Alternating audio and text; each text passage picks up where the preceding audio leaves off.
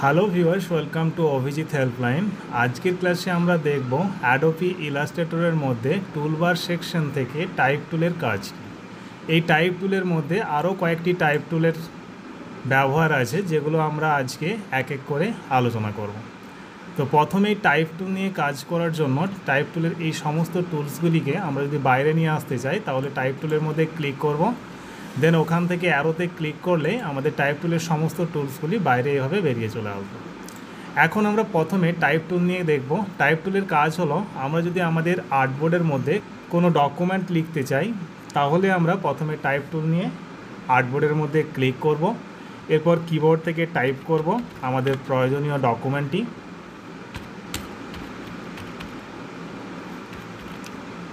Type করা হয়ে গেলে এখন আমরা আমাদের ওই লেখাটিকে সিলেক্ট করে নেব। কিবোর্ড থেকে কন্ট্রোল-A প্রেস করব। এরপর আমরা উপরের কন্ট্রোল প্যানেল থেকে যদি চাই লেখাটিকে বড় করতে, তাহলে আমরা সাইজ অপশান থেকে লেখাটির সাইজ বড় করে নেব। ফন্ট নেম চেঞ্জ করার জন্য আমরা ক্যারেক্টারের এখান থেকে ফন্ট চেঞ্জ করে নেব। আমি এখান থেকে এরিয়াল ফন্টই চুজ করছি। স্টাইলটি চেঞ্জ করার জন্য আমরা এখান থেকে ন্যারো ইটালিক, বোল্ড বা রেগুলার যে কোনো ধরনের ফন্ট স্টাইল ব্যবহার করতে পারি। আমরা যদি এই লেখাটির আগে একটি বুলেট ব্যবহার করতে চাই, লিস্ট বুলেট ব্যবহার করার জন্য আমরা এখান থেকে লিস্ট বুলেট ব্যবহার করব।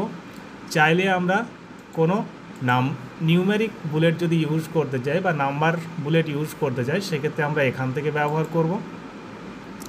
আবার যদি বুলেট আমরা এখান থেকে হাইড করতে চাই, সেক্ষেত্রে নান অপশানে ক্লিক করলে আমাদের বুলেটগুলি হাইড হয়ে যাবে।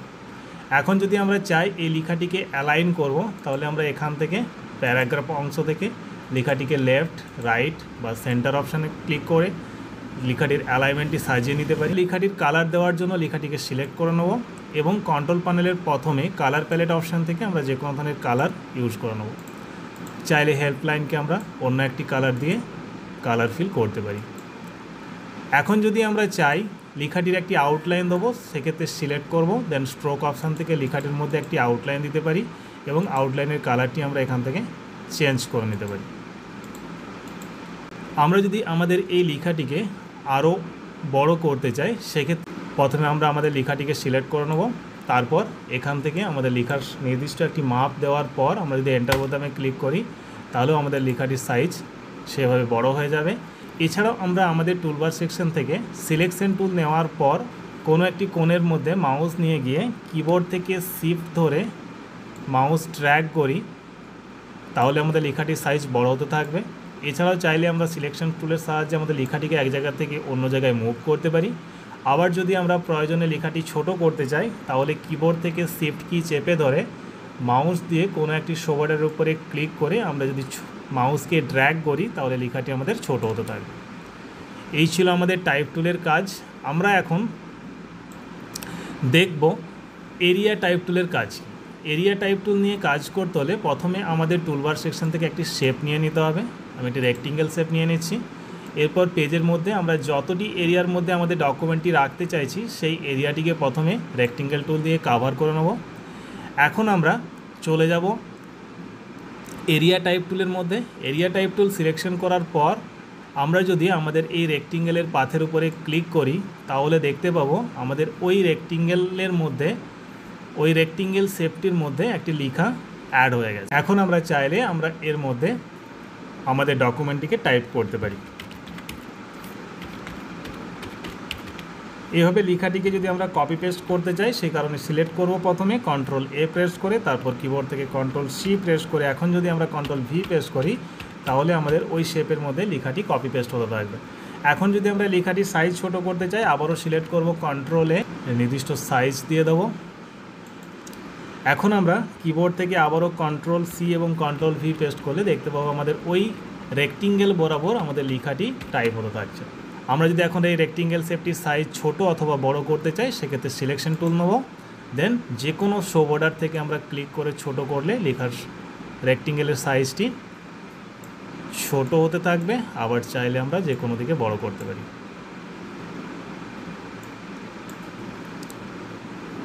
এই ছিল আমাদের এরিয়া টাইপ টুলের কাজ।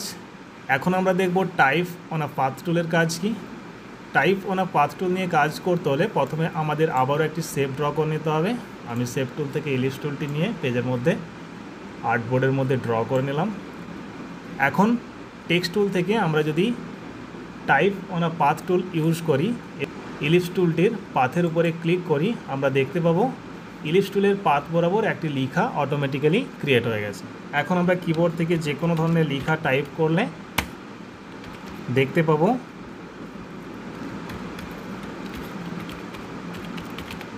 ডকুমেন্টটির পাথ বরাবর, ইলিপস টুলটির পাথ বরাবর আমাদের এভাবে লেখা হচ্ছে। এখন যদি আমরা এই লেখাটিকে সিলেক্ট করে নিই এবং কন্ট্রোল সি পেস্ট করে কপি করে কন্ট্রোল ভি পেস্ট করি, তাহলে দেখতে পাবো আমাদের ইলিপস টুলের পাথ বরাবরই আমাদের লেখাটি টাইপ হচ্ছে।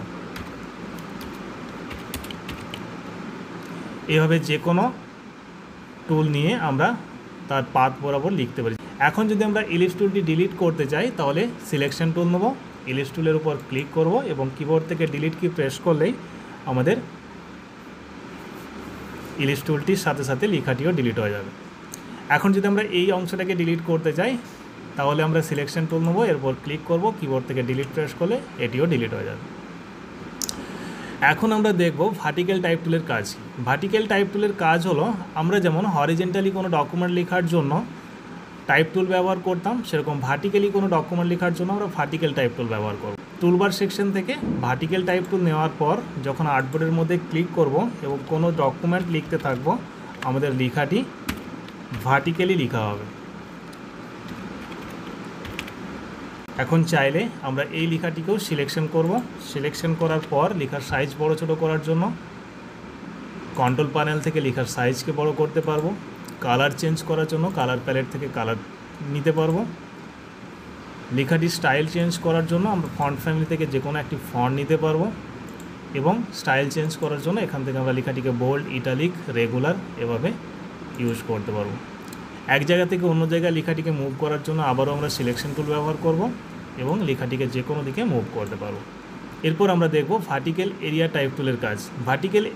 ভার্টিক্যাল এরিয়া টাইপ টুলের কাজ হলো, যেমন আমরা এরিয়া টাইপ টুল নিয়ে হরিজেন্টালি কোনো ডকুমেন্ট একটি রেক্টেঙ্গেল শেপের মধ্যে লিখতে পারছিলাম, সেরকমই আমরা ভার্টিক্যালি কোনো ডকুমেন্ট লেখার জন্য ভার্টিক্যাল এরিয়া টাইপ টুল ব্যবহার করব। সেই জন্য প্রথমে টুলবার সেকশন থেকে একটি রেক্টেঙ্গেল টুল বা একটি এলিপস টুল নিয়ে আমি আর্টবোর্ডের মধ্যে ড্র করব। এখন যদি আমরা ভার্টিক্যাল এরিয়া টাইপ টুল নিই এবং আমাদের ইলিপস টুলের পাথের উপর ক্লিক করি, তাহলে দেখতে পাবো ভার্টিক্যালি একটি ডকুমেন্ট অটোমেটিক্যালি আমাদের ইলিপস টুলের ভিতরে টাইপ হয়ে গেছে। এখন ওই লেখাটির পরিবর্তে আমরা আমাদের নির্দিষ্ট কোনো ডকুমেন্টকে লিখে নিতে পারি। লেখাটিকে সিলেক্ট করার পর আমরা যদি কিবোর্ড থেকে কন্ট্রোল সি এবং কন্ট্রোল ভি পেস্ট করতে থাকি, তাহলে দেখব আমাদের ইলিপস টুলের ভিতর এভাবে লেখা হচ্ছে। আমরা লেখাটিকে সিলেক্ট করব এবং যদি লেখাটির সাইজ কমিয়ে নিই, তাহলে দেখতে পাবো আমাদের ওই লেখাটি ইলিপস টুলের ভিতরে লেখা হয়ে গেছে। এবং এইভাবে চাইলে আমরা কপি পেস্ট করে একটি ইলিপস টুলের ভিতর যে কোনো ধরনের ডকুমেন্টকে টাইপ করতে পারি। এখন আমরা দেখব ভার্টিক্যালি টাইপ অনা পাথ টুলের কাজ কি। সেই জন্য আমরা আবারও একটি টুলবার সেকশন থেকে ইলিপস টুল নিয়ে নেব এবং আমাদের আর্টবোর্ডের মধ্যে ড্র করব। আর্টবোর্ডের মধ্যে ড্র করার পর আমরা টুলবার সেকশন থেকে ভার্টিক্যাল টাইপ অনা পাথ টুল ইউজ করব। দেন আমাদের ইলিপস টুলের পাথ বরাবর ক্লিক করব। ক্লিক করলে দেখতে পাবো আমাদের ইলিপস টুলের পাথ বরাবর একটি ডকুমেন্ট ভার্টিক্যালভাবে লেখা হয়ে গেছে। এখন যদি আমরা চাই ওই লেখাটির পরিবর্তে নতুন ডকুমেন্ট অ্যাড করব, সেটি আমরা খুব সহজেই লিখে নিতে পারি। এবং লেখাটিকে কপি করার পর আমরা যদি পেস্ট করতে চাই, তাহলে এভাবে আমরা দেখতে পাবো যে আমাদের পাথ বরাবর একটি ডকুমেন্ট লেখা হচ্ছে। আমরা চাইলে লেখার সাইজটিকে সামান্য বড় করে নিতে পারি। এখান থেকে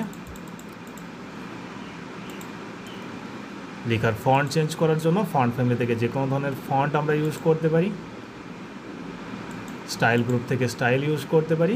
এইভাবে চাইলে আমরা আমাদের টাইপ টুলের সমস্ত টুলসগুলিকে ব্যবহার করতে পারি। এখন আমরা সমস্ত টাইপ টুলগুলির কাজ একসাথে যদি দেখতে চাই, তাহলে টাইপ টুলের কাজ হলো আমাদের নর্মালি ডকুমেন্ট লেখার জন্য ব্যবহার করব।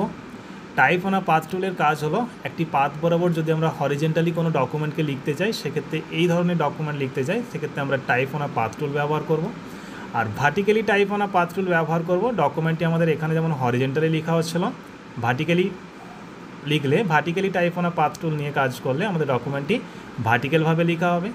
ভার্টিক্যাল টাইপ টুলের কাজ হলো উপর থেকে নিচ থেকে যদি আমরা এইভাবে ভার্টিক্যালভাবে কোনো ডেটা লিখতে চাই, কোনো ডকুমেন্ট লিখতে চাই, সেক্ষেত্রে ভার্টিক্যাল টাইপ টুল ব্যবহার করব। যদি আমরা কোনো একটি শেপের মধ্যে কোনো ডকুমেন্টকে ভার্টিক্যালিভাবে লিখতে চাই, সেক্ষেত্রে ভার্টিক্যাল এরিয়া টাইপ টুল ব্যবহার করব। আর যদি আমরা কোনো একটি শেপের মধ্যে কোনো একটি নির্দিষ্ট জায়গার মধ্যে আমরা যদি হরিজেন্টালি কোনো ডকুমেন্ট লিখতে চাই, তখন আমরা এরিয়া টাইপ টুল ব্যবহার করব।